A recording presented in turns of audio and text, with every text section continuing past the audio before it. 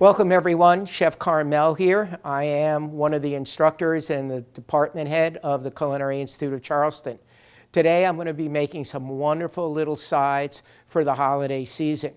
First thing I'm going to make is a sweet potato dish that I used to make as a kid with my family. Although I didn't make it, my grandmother did, and it stayed in my family for years and years, and now I share it with other people that I make Thanksgiving for. So what we're going to work with today is a Covington sweet potato. What's cool about these sweet potatoes is 85% of North Carolina's sweet potatoes are Covington. It developed several years ago. And it's a type of potato that is very consistent in size. And you can see this one was peeled.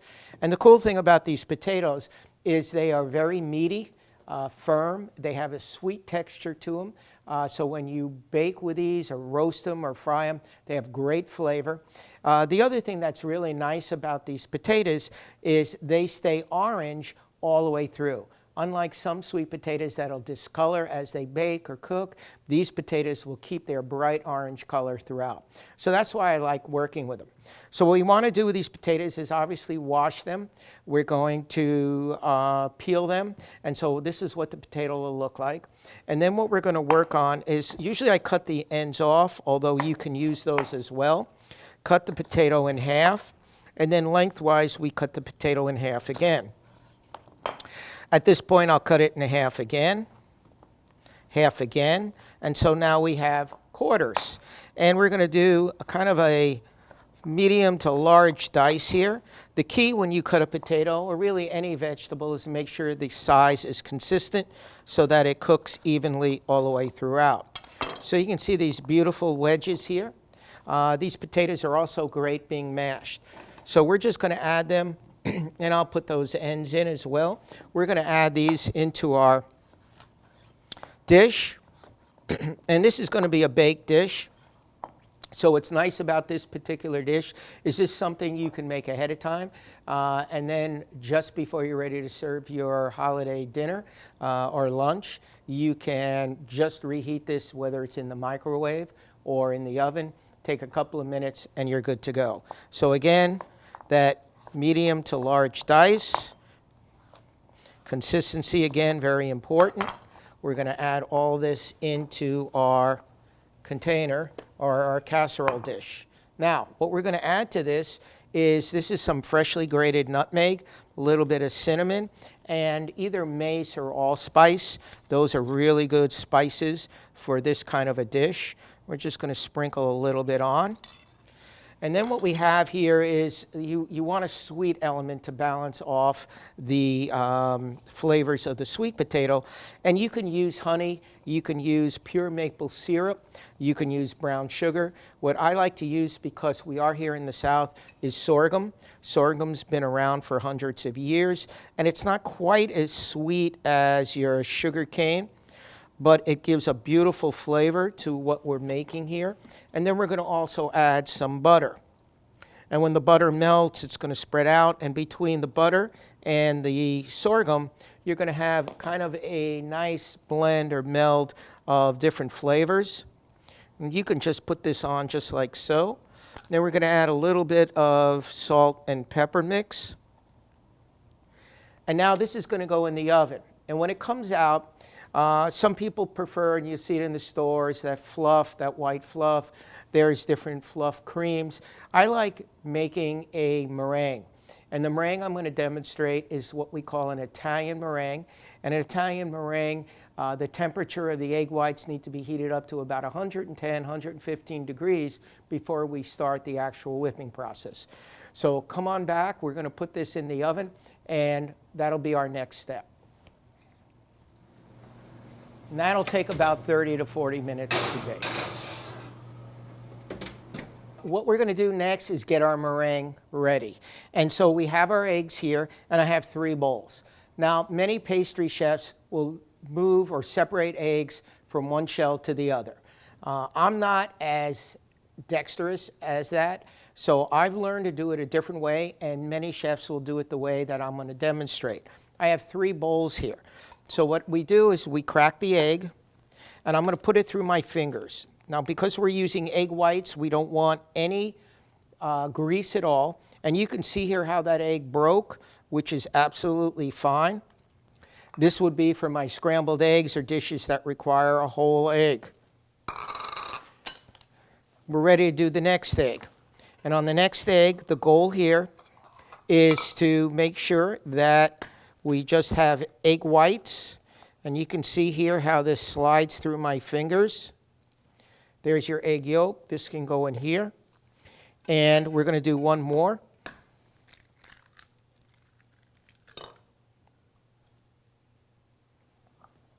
This will go in here. My egg yolk there. We have one more. And the reason we do it this way is it separates, or it makes it easier. You can see here that one broke. Doesn't mean the egg is not good. It just means that we don't want any yolk in with that white, because if we don't do that, if we do that, the egg white may not. Here's two little egg yolks. If we do that, what happens is the egg may not whip up. All right, so we're good here. This is done. We're going to clean this a little bit, and we're going to put our egg whites in a very clean stainless steel bowl. And to that, we're going to add a little bit of sugar, and mixed in here is a little cream of tartar. Cream of tartar will help the egg whites whip up. And we're going to whip this over the stove. As I mentioned, we're doing an Italian meringue. And with the Italian meringue, we want to be able to get the egg whites warm, about 110 degrees. So that's kind of lukewarm. There we go. We just want to make sure that it's not too high a heat. And we'll begin to whip our egg whites. And again, we just want this lukewarm. Now you can do this also, once they're warm, you can do this in a mixer. If you happen to have a KitchenAid mixer or a different type of mixer. We want to get these egg whites so that there are soft peaks.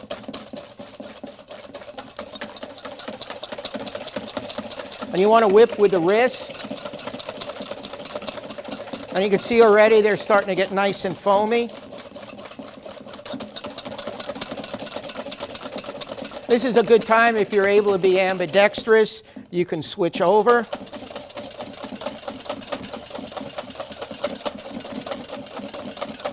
And the reason we do a Swiss meringue instead of a basic meringue or French meringue is it adds more stability.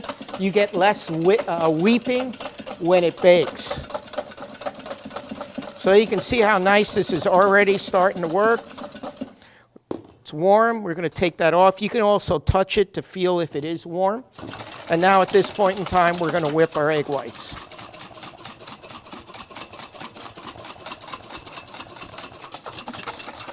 And as I mentioned, you want this to be soft peaks.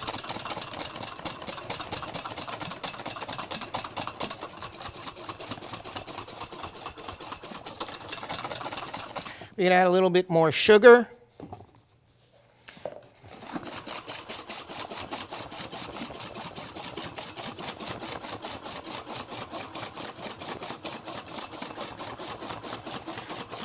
And it's starting to whip up nice. If it doesn't whip up at all, it could be because the bowl is dirty or that you have some egg yolk in there. And you can see even by doing it by hand, doesn't take too long. Beautiful, nice and white. Cream of tartar will help it whip up and help keep it nice and white.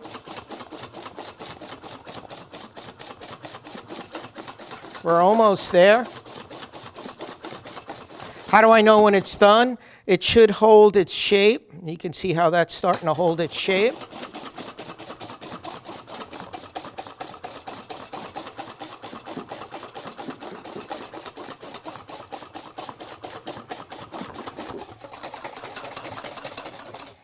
And you can see it's nice and soft and mounded. And now we're ready to go and put this in a pastry bag. We have a pastry bag and a star tip. I am going to put this meringue in here.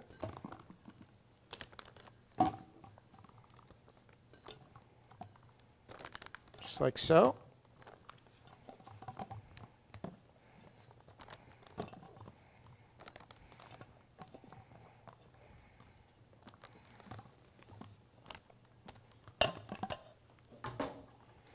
we have our sweet potatoes. I'm going to turn this upside down like so. We're going to squeeze, and I'm a lefty, so anything I'm showing on camera should be okay, because if you were next to me, it'd be backwards. And we're just going to kind of make a little bit of a rosette here. And this meringue is starting to get a little bit soft.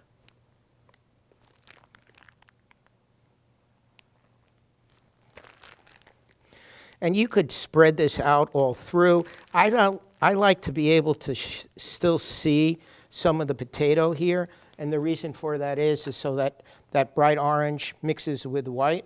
At this point in time, we do have some toasted pecans. I've toasted these in a dry saute pan.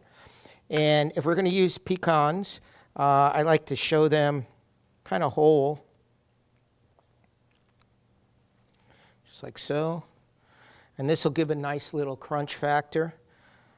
Pecans are very common here through South Carolina, very flavorful. I do a stuffing with chestnuts, which we have a plethora of chestnuts this year in South Carolina, but usually you see chestnuts more in the north. And then what I have here is a flamethrower. It's an old World War II flamethrower. No, only kidding. But this, at this point in time, could be baked in the oven. But the advantage of having a torch lighter is I can just focus in on what I need to focus in on. And it takes only a minute.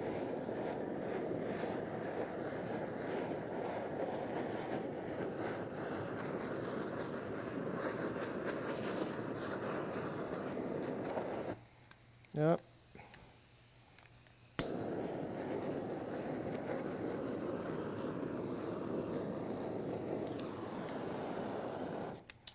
And there you have it, ladies and gentlemen. Beautiful sweet potatoes, Covington sweet potatoes, nice little meringue on top, toasted pecans, flavored with sorghum, and cinnamon, nutmeg, little mace. If you are using nutmeg, try to get the whole nutmeg so you can freshly grate it. Bon appetit.